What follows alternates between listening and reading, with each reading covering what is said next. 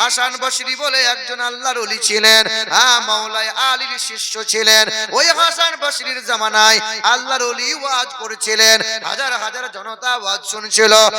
একজন ডাকাত ফুজাইল ইবনে আয়াজ বলে ডাকাত ছিল, ডাকাতদের সর্দার। ওই মানুষটা পিছনে বসে বসে ওয়াজ শুনছিল, ঝরঝর করে কাঁদছিল, চোখের পানি পড়ছিল, আল্লাহর দরবারে তওবা করেছিল, অঙ্গীকার করে নিয়েছিল। আল্লাহর দরবারে এমন করে চোখের পানি ফেলেছিল, আল্লাহ পাক কবুল করে নিয়েছিল।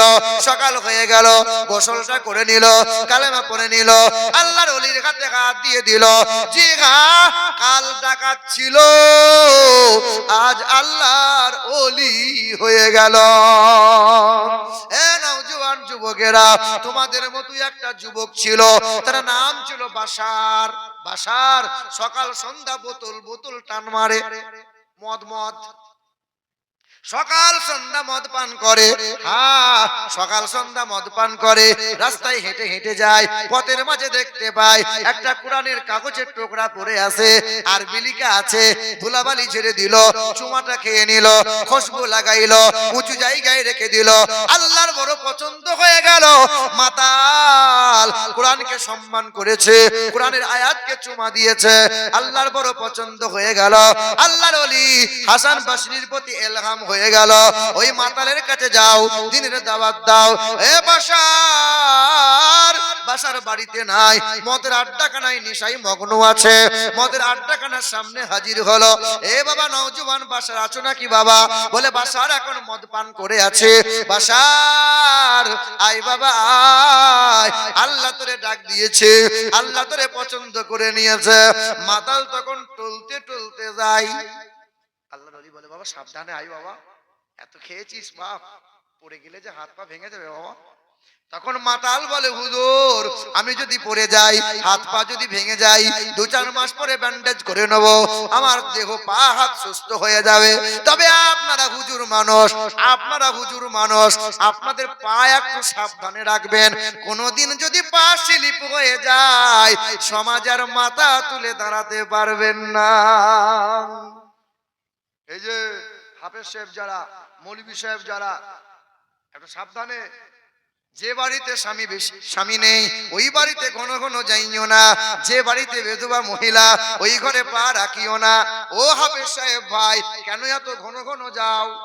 বলে আমার খালাতো বোন হয়, ওটা আমার পাতানো বোন হয়, তো 7 গোষ্ঠী বোন। আর মহিলাও তেমন আমার দাদা হয় গো। দাদা যে কাদা করে বসবে, হ্যাঁ, ঘরে পুরুষ নাই, না না।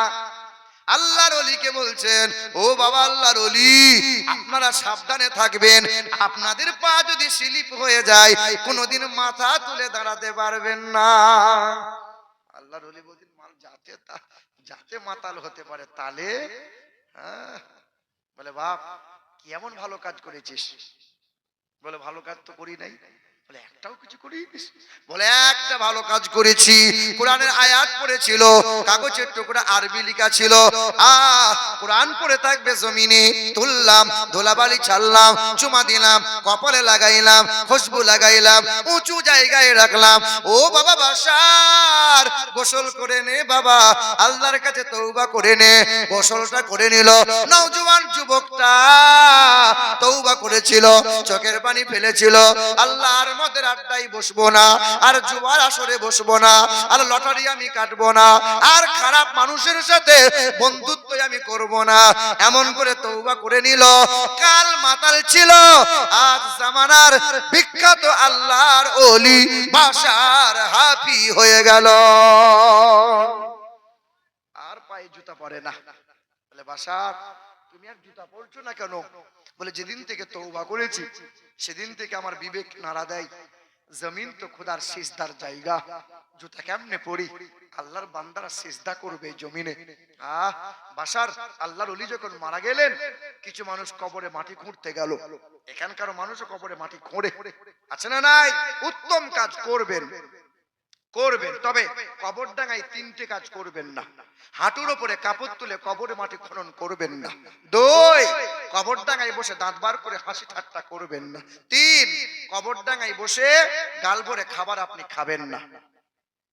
আপনাদের দিকে খাবার টাবার খাই কবরডাঙ্গায় বসে, ওই যে মুর্শিদাবাদের দিকে হয়, যারা কবরে মাটি খুঁড়বে তাদের জন্য 4 বিড়ি লাগে, মাটি খুঁড়বে আর বিড়িতে টান মারে।